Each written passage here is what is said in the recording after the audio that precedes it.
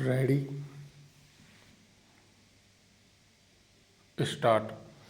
गांव की अदालत को पंचायत कहते हैं वीरान। प्राचीन काल में न्यायालयों की प्रथा बहुत कम थी वीरान। गांव के लोग आपस में वाद विवाद को पंच फैसले द्वारा निपटा लिया करते थे। स्टॉप सुनवाई करने के लिए गांव के 5 विश्वस्त मुखियाओं को चुन लिया जाता था, जिन्हें पंच कहते थे। स्टॉप वे पंच गांव की चौपाल में बैठकर दोनों पक्षों की बात सुनते थे और फिर निष्पक्ष होकर सच्चा निर्णय देते थे। स्टॉप इसे पंचायत प्रथा कहते हैं। स्टॉप आज गांवों में प्रथा को फिर से जीवित किया जा रहा है। स्टॉप पंचायत का मुख्य उद्देश्य ग्रामीणों के आपसी झगड़े निपटाना और उसमें पारस्परिक प्रीति बढ़ाना है। स्टॉप गांव के लोग प्राय अनपढ़ होते हैं और बात ही बात में घूंसों और लाठियों पर उतर आते हैं। स्टॉप झगड़ने वालों को समझा बुझाकर उनकी फिर सुलह करवा देना गांव के पंचों के लिए साधारण सी बात होती है, किंतु अंग्रेजों के राज्यकाल में तनिक से मतभेद का निर्णय करवाने के लिए भी न्यायालय का द्वार खटखटाने की प्रथा चल पड़ी थी। स्टॉप न्यायालय में मनमुटाव दूर नहीं होता अपितु बढ़ जाता है। स्टॉप बेचारे ग्रामीणों को 20 बार उपस्थिति की तिथियां भुगतने के लिए गांव से चलकर न्यायालयों में जाना पड़ता है और अपना पक्ष प्रस्तुत करने के लिए वकीलों, मुंशियों और अन्य कचहरी वालों को शुल्क देने पड़ते हैं। स्टॉप इतना व्यय करने पर भी सच्चा न्याय नहीं हो पाता, क्योंकि न्यायाधीश गांव के घटना स्थल से कोसों दूर बैठा होता है और उसे गवाहों के कहे अनुसार ही मानना पड़ता है।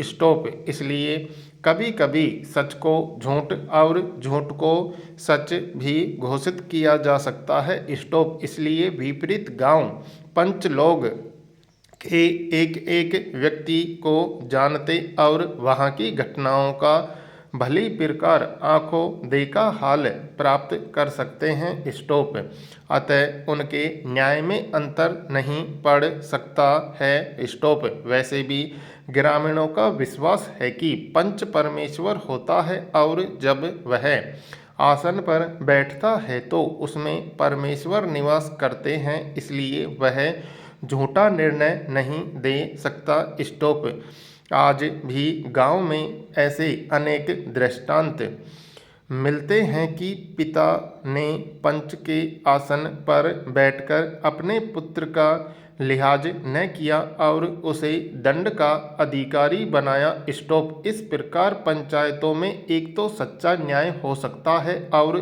दूसरे गांव वाले शहर आने जाने के व्यय और समस्या से बच जाते हैं। स्टॉप इधर बीज की बुआई या फसल की कटाई का समय हो और उधर किसान को न्यायालय में प्रस्तुत होने का बुलावा आ जाए तो उसकी हानि का अनुभव एक गांववासी ही लगा सकता है। Stop para change.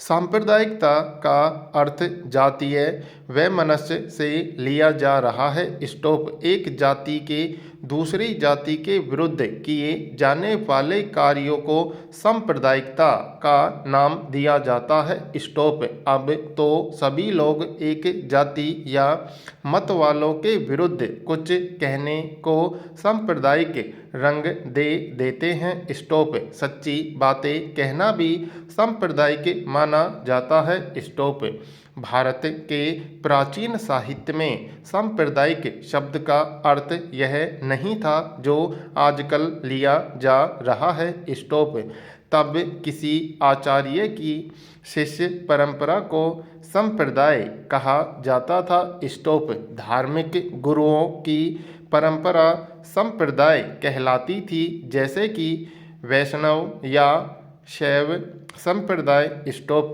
किसी काव्य सिद्धांत के समर्थक आचार्य भी उस संप्रदाय से संबंधित माने जाते थे, जैसे कि सर संप्रदाय या लंकार संप्रदाय के आचार्य। स्टॉप। इन संप्रदायों के अतिरिक्त किसी संप्रदाय का ज्ञान भारत में न था। स्टॉप। बौद्ध और जैन संप्रदाय के विद्वान भी प्रसिद्ध होते थे, परंतु वर्तमान में प्रचलित सांप्रदायिक अर्थ में उनका बोध कभी नहीं होता था। स्टॉप। विचित्र बात यह है कि जातिवाद को सभी नेता बढ़ावा देते हैं। स्टॉप। अपने नाम के आगे गांधी, नेहरू, बोस, देशमुख, चौधरी, मनचंदा, नंदा देसाई, वाजपेयी सब लगाना चाहते हैं और दूसरी ओर देश में जातीय सांप्रदायिकता को दूर करना चाहते हैं। स्टॉप। इस विरोधी स्थिति का सामना किया जाना चाहिए। स्टॉप।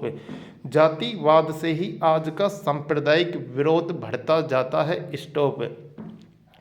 दूसरा तथ्य यह है कि आज सरकार स्वयं सांप्रदायिकता को बढ़ावा देती है। स्टॉप। सभी सरकारी कागजों में ब्राह्मण, क्षत्रिय और अधूत जातियों का नाम लिखा रहता है। स्टॉप। जिस सरकार ने देश में 100 से अधिक अनुसूचित जातियों की सूची बना रखी है, वह सांप्रदायिकता को उखाड़ फेंकने की बातें किस प्रकार से करती है? प्रश्नवाचक। कितनी विचित्र बात है! प्रश्नवाचक। वस्तुतः सरकारी कागजों में जाति भेद वाले नाम नहीं होने चाहिए। स्टॉप। किसी भी व्यक्ति को जाति बोधक शब्द नहीं लिखने देना चाहिए। स्टॉप। सरकारी पक्ष एवं विरोधी पक्ष के नेता देश में अल्पसंख्यक और बहुसंख्यक जातियों के संबंध में नारे लगाते हैं। स्टॉप। जब देश के सभी निवासियों को केवल भारतीय न कहकर सिख, मुसलमान, हिंदू और ईसाई आदि कहा जाए तो सांप्रदायिक वैमनस्य की आग अवश्य भड़केगी। स्टॉप। शिक्षा संस्थाओं के नाम जब तक जातियों के नाम पर चलते रहेंगे, विश्वविद्यालयों के नाम जब तक जाति बोधक रहेंगे, तब तक सांप्रदायिक तनाव कम नहीं होंगे। स्टॉप। अलीगढ़ मुस्लिम विश्वविद्यालय के सांप्रदायिक ढांचे को तोड़कर जब नया कानून बनाया गया तो मुसलमानों ने विरोध किया। ऐसी दशा में सरकारी नीति पुनः शिथिल हो गई है। स्टॉप। इससे सांप्रदायिकता को फैलने का अवसर मिलता है। स्टॉप।